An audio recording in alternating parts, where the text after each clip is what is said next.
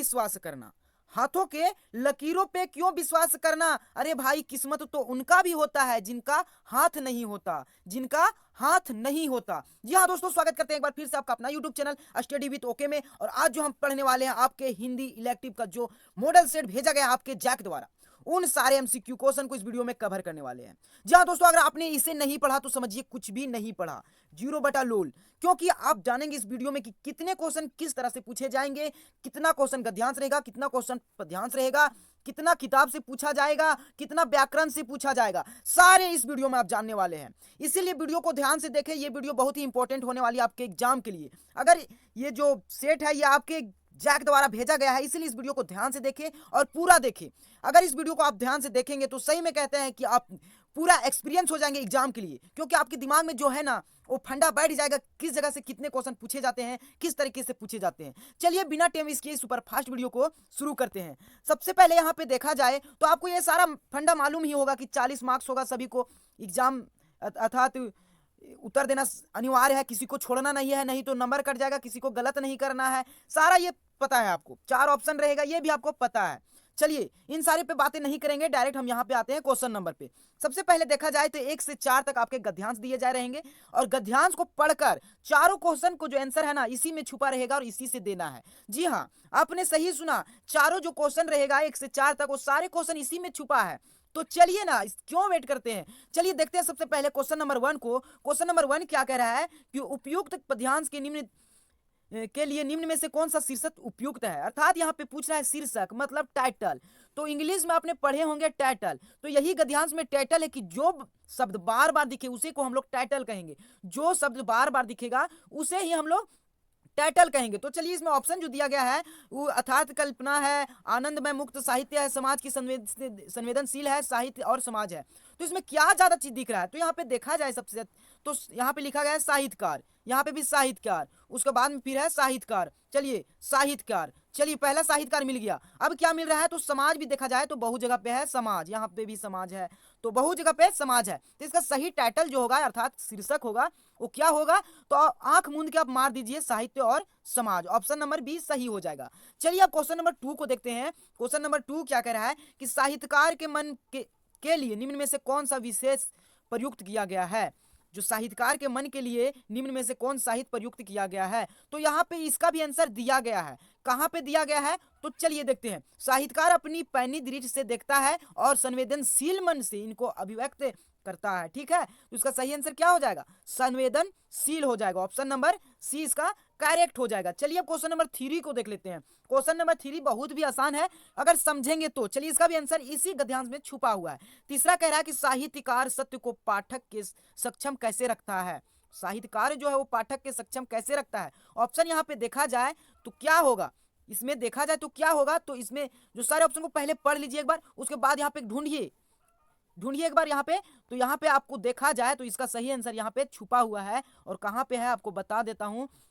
ये हमारा जो है ना ये है कल्पना इसका सौंदर्य मुक्त भक्ति सौंदर्य और मुगध, इसका आंसर इसी में छुपा हुआ है। तो कहाँ पे है वो आप लोग देखिए, तो इसको आप लोग ढूंढ लीजिएगा, इसमें इसको आप ढूंढिएगा। इसका सही आंसर जो हो जाएगा वो हो जाएगा क्या, तो इसका ऑप्शन नंबर बी सही हो जाएगा, कभी कल्पना के रंग में भरकर, कभी कल्पना के रंग में भरकर। इसका यहाँ पे छुपा हुआ है, कभी कल्पना के रंग में भरकर छुपा हुआ है, वो कहाँ पे है सो देख लीजिए। यहाँ पे कभी कल्पना के रंग में भरकर, तो कभी ज्यों का त्यों पाठक सामने प्रस्तुत कर देते हैं।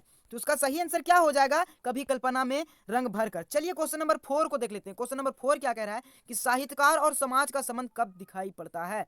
तो साहित्यकार और समाज का संबंध जो है वो कब दिखाई पड़ता है, मन की बात परिवार को सुनाता है तब, मन की बात दोस्तों को सुनाता है तब, मन की बात समाज को सुनाता है तब। तो इसका आंसर भी इसी में छुपा है। तो चलिए ढूंढते हैं और ध्यान से ढूंढेंगे। तो क्या कह रहा है कि तो साहित्य समाज का संबंध स्पष्ट दिखाई पड़ता है। क्या, साहित्यकार जब समाज को अपने मन की बात सुनाता है तब।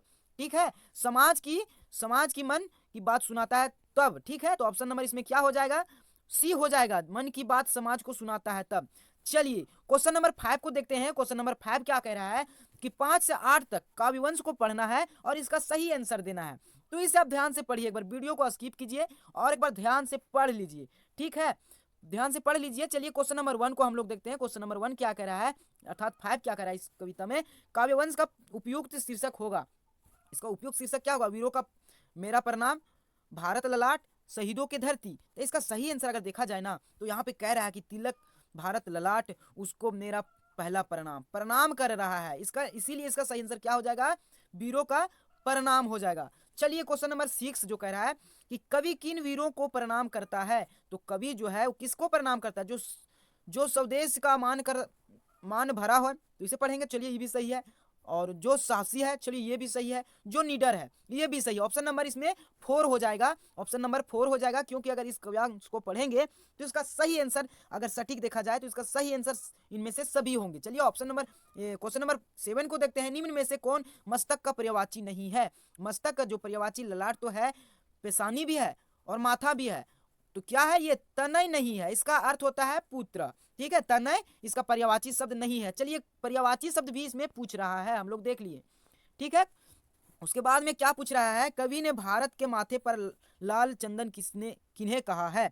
तो लाल चंदन जो है वो किसे कहा गया, देश की वेदी पर प्राण देने वाले को, चलिए देश की वेदी पर प्राण निछावर करने वाले को, देश के भ्रष्टाचार फैलाने वालों को। चलिए सी और डी तो नहीं होगा। अब 2 को देखा जाए तो यहाँ पे लिखा गया होगा, क्या लिखा गया है, तो यहाँ पे देखेंगे तो इसमें अगर बढ़िया से पढ़ेंगे तो आपको पता चल जाएगा कि इसका सही आंसर क्या होगा। तो निछावर करने वालों को, देश में वेदी पर प्राण निछावर करने वाले को कहा जाता है क्या, तो लाल चंदन कहा जाता है। चलिए अब उसके बाद में देखेंगे यहाँ पे तो खंड खा है, और आपके ये जो है ना, ये है आपके व्याकरण से। तो इसमें चलिए पढ़ते हैं सबसे पहले क्वेश्चन नंबर 9 को। जनसंचार माध्यम में से कौन पुराना माध्यम है। तो आपने बहुत बार इसे पढ़ लिया होगा। मॉडल सेट, जो पुराना मॉडल सेट था उसी में भी दिया गया था, क्या था, तो प्रिंट माध्यम एक ऐसा माध्यम है जो सबसे पुराना माध्यम है। चलिए आगे देखते हैं क्वेश्चन नंबर 10 को। क्वेश्चन नंबर 10 कह रहा है कि निम्न में से कौन समाचार के 6 ककारों में से सम्मिलित नहीं है, ठीक है। तो 6 ककारों में से कौन नहीं है, तो अगर ध्यान से आप देखेंगे तो क्या हो गया, क्यों हो गया, और कहाँ हो गया, कैसे हो गया, कब हो गया, और ये सारे 6 ककार जो हैं वो सम्मिलित हैं, लेकिन जैसे जो है ना वो नहीं है। क्या है, जैसे 6 ककारों में से सम्मिलित नहीं है, इसीलिए इसका सही आंसर क्या हो जाएगा, बी हो जाएगा। चलिए क्वेश्चन नंबर 11 को देखते हैं। क्वेश्चन नंबर 11 क्या कह रहा है कि टेलीविजन कैसा माध्यम है। तो टेलीविजन जो है वो दृश्य मतलब दिखाई भी देता है, और श्रव्य मतलब सुनाई भी देता है। सुनाई और दिखाई दोनों देता है, दिखाई देता है सुनाई देता है, तो नहीं, दिखाई भी देता है और सुनाई भी देता है, इसलिए ऑप्शन नंबर 20 का सही आंसर हो जाएगा। चलिए आगे देखते हैं क्वेश्चन नंबर 13 अर्थात 13 को। फीचर किस शैली में लिखा जाता है। जो फीचर जो है वो किस शैली में लिखा जाता है, तो इसका सही आंसर क्या होगा, विवेचनात्मक शैली, ठीक है, विवेचनात्मक शैली हो जाएगा। चलिए क्वेश्चन नंबर 14 को देख लेते हैं। क्वेश्चन नंबर 14 कह रहा है कि समाचार किस शैली में लिखा जाता है। तो समाचार जो है ना वो उल्टा पिरामिड शैली में लिखा जाता है। क्या, उल्टा पिरामिड शैली में लिखा जाता है। 15 कह रहा है कि ऑल इंडिया रेडियो अर्थात AIR की विविध स्थापना कब हुई। तो AIR का स्थापना 1936 ईस्वी में हुआ था। कब हुआ था, 1936 ईस्वी में हुआ था।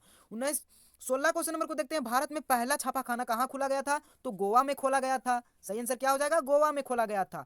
फिर है 17 एंकर बाइट में बाइट का क्या अर्थ है। तो बाइट का क्या अर्थ होगा, बाइट अर्थात कथन, क्या इसका सही आंसर हो जाएगा, कथन हो जाएगा। 18 को देखते हैं। क्वेश्चन नंबर 18, भारत में इंटरनेट का प्रथम दौर कब से माना जाता है।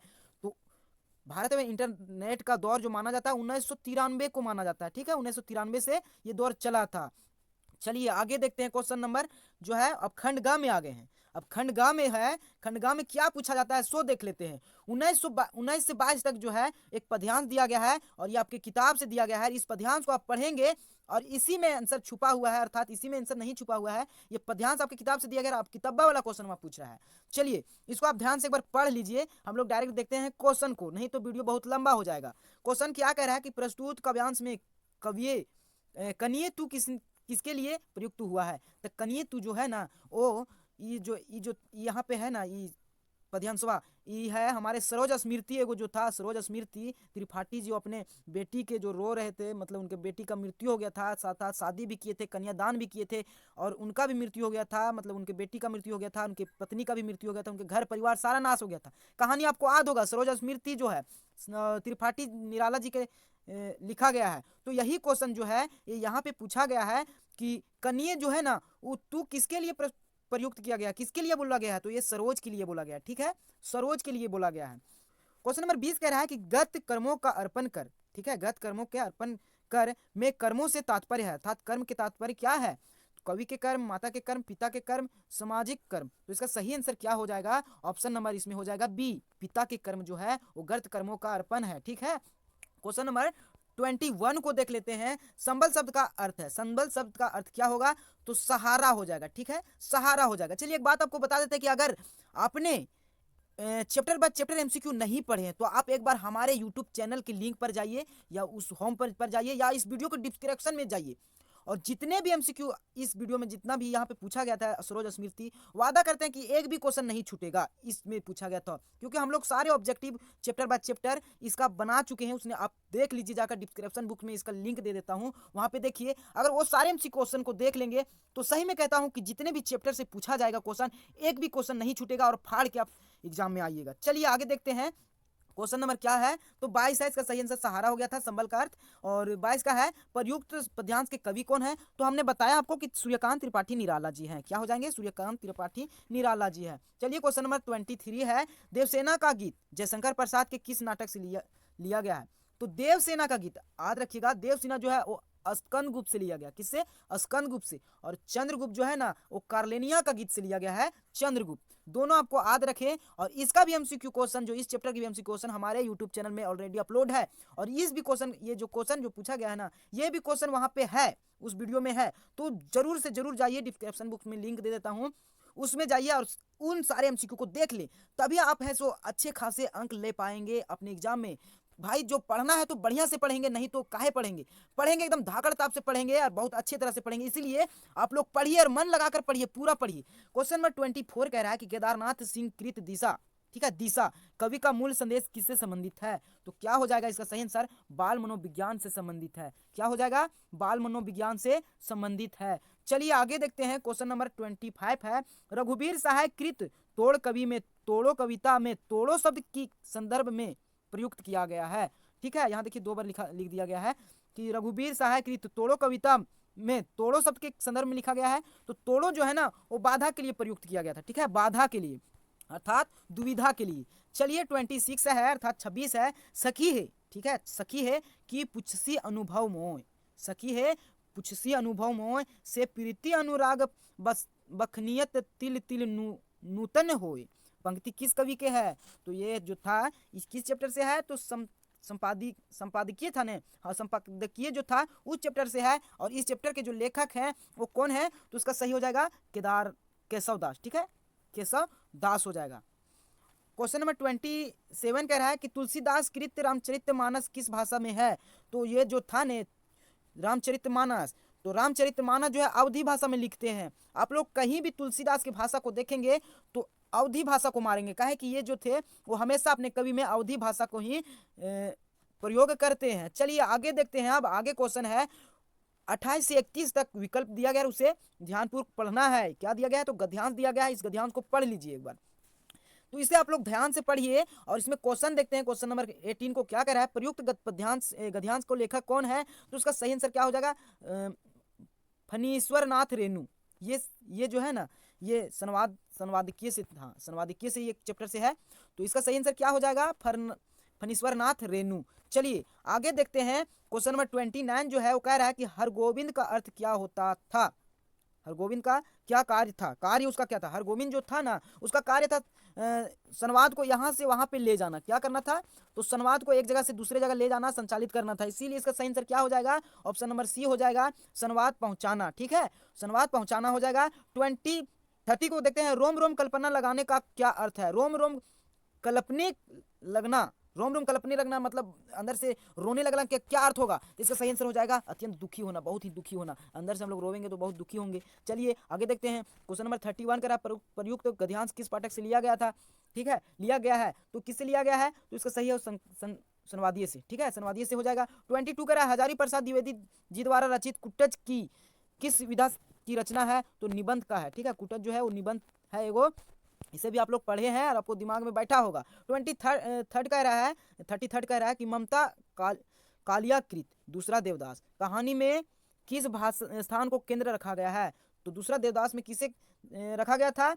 तो हर की पौड़ी, ठीक है, हर की पौड़ी स्थान का केंद्र रखा गया था। 24 कह रहा है 34 कह रहा है कि असगर वजाहत द्वारा लिखित लघु कथा शेर में शेर, शेर में शेर किसका प्रतीक है?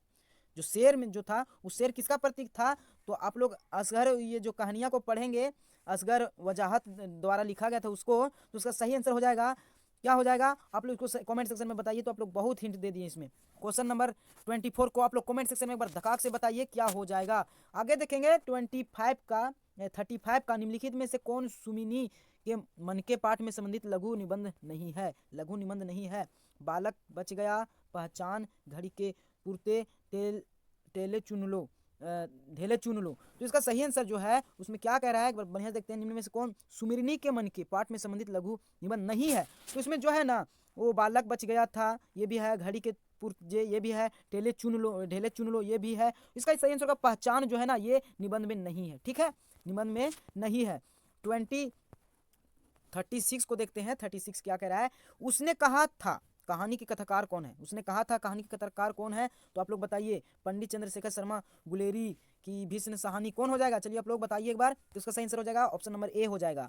चलिए 37 को देखते हैं। पाठ्य पुस्तक में संकलित संस्मरात्मक निबंध प्रेमधन की छाया स्मृति में भारत तेंदु, ठीक है, भारत तेंदु मंडल के किस प्रमुख रचनाकार की चर्चा की है? जो है ना ये प्रेमधन में उस किसका वो लोग है सो बहुत ही प्रमुख चर्चा की है। तो किसके किए हैं? तो उसका सही आंसर हो जाएगा भारत रामचंद्र शुक्ल, सही हो जाएगा रामचंद्र शुक्ल।